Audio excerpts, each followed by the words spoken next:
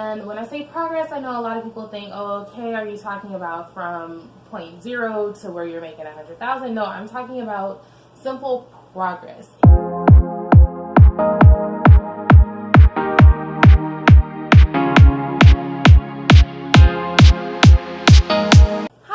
I'm Angie and welcome to my channel where we're going to talk about all things iWix candles, including starting a candle business, finding balance while being a working mom, and functioning in corporate America's customer service. So if this is something that interests you, keep watching. So today what we're going to talk about is progress.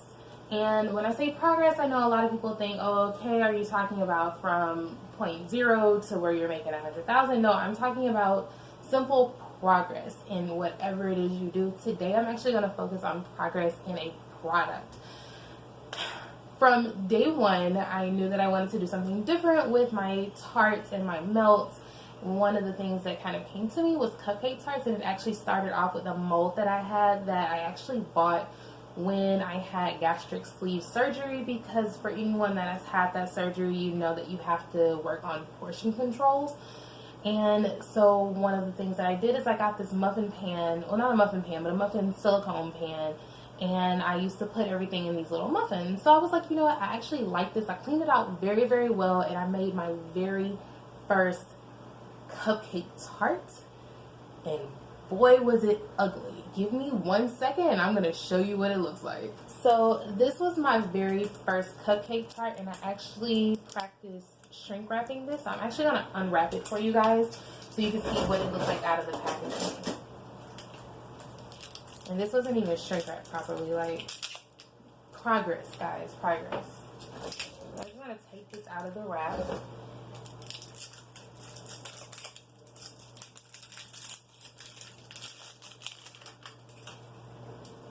So, first ever cupcake tart. It didn't really have any type of, I'm going to fix the lighting for you guys.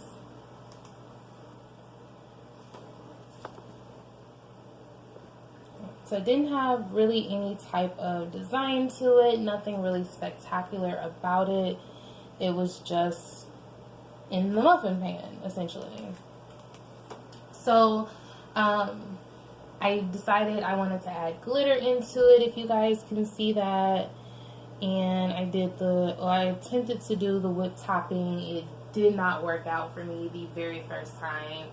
I was like, you know what, I'm going to top it the way that I actually do my cupcakes. This is how I top my cupcakes. I'm not really fancy with what I do, and when I was doing cupcakes, I didn't really know how to go about it. I just did something, and I was like, okay, so I like the idea, I don't like the aesthetics of it. So I was like, all right, so we got to make some changes. So I actually went and I bought a cupcake mold that actually gave me a different set, and I'm going to show you that as well. All right, so this is the cupcake mold that I went and got, and as you can see, I have several that I can do at one time, and it gives you this nice little cupcake shape. So I was like, okay, I really like this, so I decided to actually stick with this. As you see now, I'm actually in my production area / kitchen, because that is what I'm actually doing today, along with working. I got a chance to work from home because I wasn't feeling well, so I'm multitasking. It's finding that balance, guys. So that's the cupcake mold that I decided to go with to do my tarts. So the very first one that I did was this. And again, I'm going to fix the lighting for you guys so that you can see it a little bit better.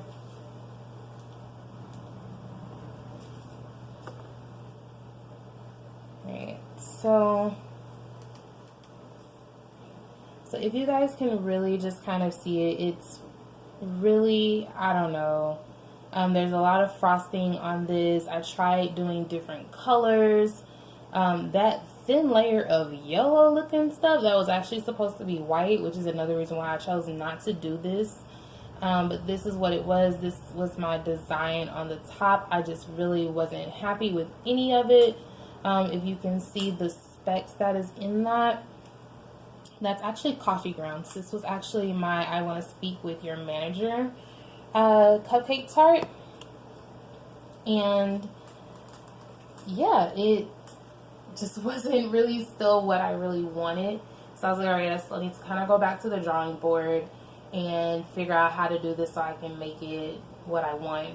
The first issue that I wanted to get rid of was all of the frosting on the cupcake tart. In a candle, it's kind of acceptable because it's in a candle, you're going to burn it. It's in a jar. Sometimes the label can cover it, just depending on where you are. Or, you know, just the aesthetics of it really doesn't matter sometimes because it's a natural characteristic of soy.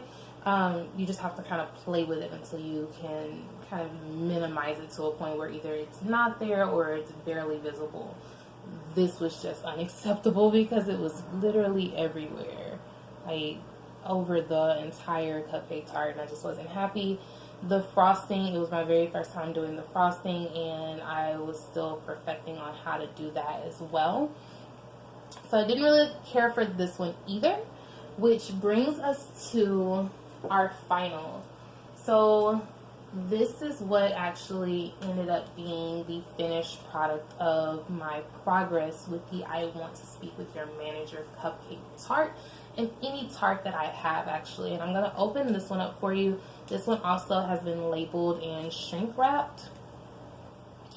Oh, each cupcake tart is going to be labeled just like this. Your label is going to be on the bottom. It's going to be shrink wrapped. All you have to do is open it and you keep moving. So same as before, we're going to open it. This was also after I learned how to shrink wrap. Never shrink wrap before. I've opened shrink wrap but never actually done it. So it was a good lesson. I learned that it bubbles and then it shrinks. Right, so we have our cupcake tarts.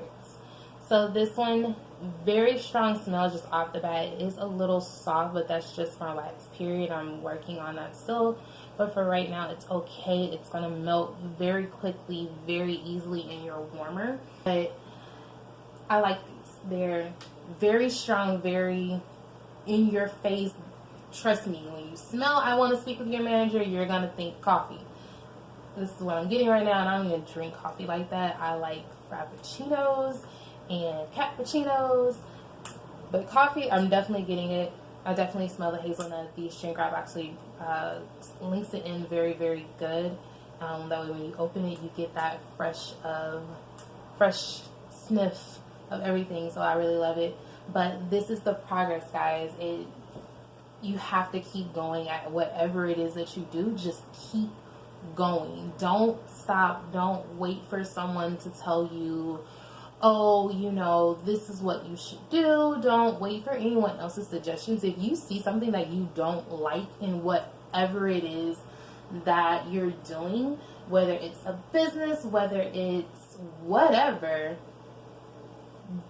make your own progress. You have to do that. So again, I went from this that was derived from a cupcake silicone mold thing that I was using for a surgery that I had, to this, which was okay, we're getting there, but quite not there. So now I have this, and this is my finished product. It's still cute, even though it's only one color. It's still cute. It's what it is that you need, and it tells you, hey, I want to speak to your manager, and this is the hazelnut coffee scent. When you go home, you're going to woosah from every person that you've had that has bomb rushed you that day with useless nonsense. Which brings me to our customer service tip of the week, okay? So this past week, we have been dealing with a lot of different stuff. We've actually been very slow on my side as to what all we're doing, but a few things that I can tell you, that beep is actually my job. A few things that I can tell you is, with customer service, if you have QA, most people do, learn the QA. The QA is going to help you. A lot of people don't like the QA, but it's there for a reason. And if you want to know what the reason is, if you're really not sure, find a manager. They will explain to you the purpose of the QA, or whatever question it is that you have that you're constantly getting marks off of. There's a reason for it. I promise you.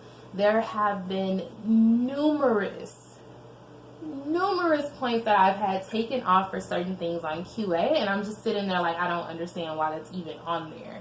And then my lovely manager breaks it down to me and tells me exactly why it's there, and it makes perfect sense. I love my manager to death, and I actually had a situation where something, telling on myself, but it was written that we were supposed to do something a certain way. But I said something to a guest, I explained it to the guest, and I actually emailed the guest the same thing, but QA still took off. And I was just completely mind blown because I'm like, I don't understand why, because I said it and I followed it up in an email. So why do I have points taken off? 15 points, guys. 15 points taken off for simply not doing something the way that policy said it. And it blew my mind, and for a split second I was mad. I was hot because I could have had almost a perfect call, but this one thing took a lot of points off, and it just kind of dropped me in.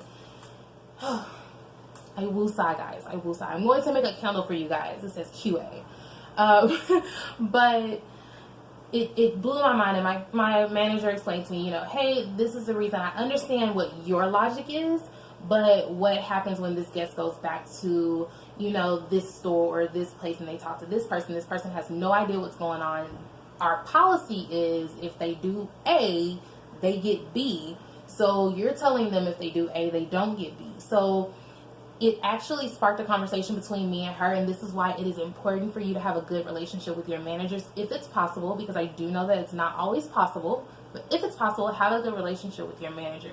Because again, I had this conversation with my manager. I let her know I wasn't really feeling the points that I had taken off for QA. I accepted them because it is policy, but I feel like, hey, we need to have a conversation now, because I feel like this is kind of backwards, especially if I covered my butt per se in what I need to do. I explained it on a recorded call, and I sent this to the guest in an email, so why not? So now it's actually a conversation that our management team is going to have in the future about making it a coaching opportunity, or depending on the circumstances, it's going to be allowed. So right now, unfortunately, I have to take that dock on my points for QA, but in the future it will be fixed where if I say something and I follow it up in writing, I am covered. So guys, again, customer service tip for the week. Get with QA. Understand your QA. Once you understand it, it's better for you to follow it. I hope you guys enjoyed this week's video. I do understand it's kind of short. I do apologize. I've been very sick and very busy here lately, but I promise you guys I'm going to get with you at least once a week, and I'm going to try to rev it up more. I have a lot of fun things happening in the coming months. So definitely look out for that. And don't forget, the pre-launch event is March 21st, and we're officially launching on April 1st. So if you guys have not RSVP'd or have not checked into it to see what you want to buy, check the comments below, okay? All the information is going to be there. You don't even have to be in Houston to come to the pre-launch event. You can order through Facebook or Instagram, and then your invoice will be sent to you for payment through PayPal. We will have free shipping on all orders that are done during the pre-launch event only. Also, stay tuned on all social media sites. There will be a special discount that will be announced for the pre-launch event that will not be announced or given any other time after the official launch. So I hope you guys enjoyed this week's video.